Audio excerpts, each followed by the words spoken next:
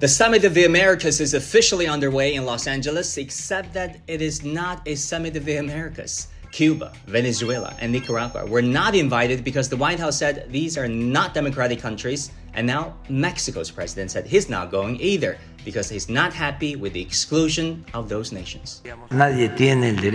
No one has the right to exclude anyone. How can you call it a Summit of the Americas? Where are the excluded countries from? Another continent? Another galaxy? Another planet? Bolivia, Honduras, and Guatemala also refused to go, so let's call it what it is. It is a Summit of America plus its regional friends. I mean, how can you claim it a Summit of the Americas when you don't have Mexico, Cuba, and half of Central America? Now, if you look at the agenda of the summit, it makes even less sense not to have some of these countries. The White House said the summit will deal with illegal immigration. But how can you deal with illegal immigration without the leader of Mexico, the country where more than 80% of migrants to the US come from? And the summit also aims to quote-unquote dramatically improve a pandemic response, and then you excluded Cuba, the only country in Latin America to have developed its own COVID vaccines, to have vaccinated 96% of its population, and to have sent thousands of doctors abroad to help other countries to fight their outbreaks. So if Washington really meant to quote-unquote improve pandemic response, why not at least listen to Cuba's experience throughout this pandemic? For decades, America's isolation of Cuba defeats the purpose of helping the Cuban people. We all know that. Even Joe Biden's former boss, Barack Obama, said that on the record in Havana. In the United States, I've called on our Congress to lift the embargo. It is an outdated burden on the Cuban people. What the United States was doing was not working. We have to have the courage to acknowledge that truth. As Obama's right-hand man, Biden understood it then, and he understands it now. But there's a one-word explanation of Biden's decision to exclude Cuba: Florida. Florida in general and Miami-Dade County in particular have an outsized influence on U.S. politics, and the Cuban dissident community there holds the key to swing an election.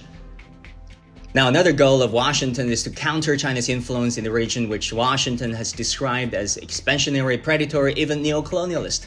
But let's hear what the countries in the region had to say about all this. When U.S. officials go to Latin America and say, you shouldn't do this project with this Chinese company, and the answer is, well, what are you offering? The response is, we are not offering anything. We are telling you what to do.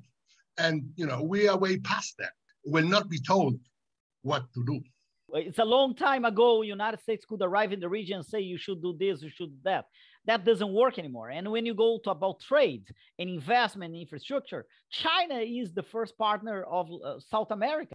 And by the way, China has become the largest trading partner of South America, not through military conquest, but by laws of economics. If Brazil produces coffee beans cheaper, better, and faster, and China makes smartphones cheaper, better, and faster, the two sides trade. It is in their best interest to do so.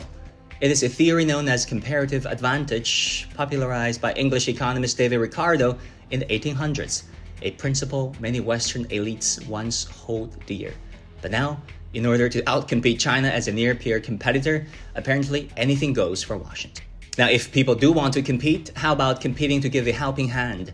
So far, China has delivered 300 million vaccine doses to Latin America, and the US has delivered 62 million. Now back to the Summit of the Americas, let's hope it can focus on resolving real issues instead of window dressing them to score political points.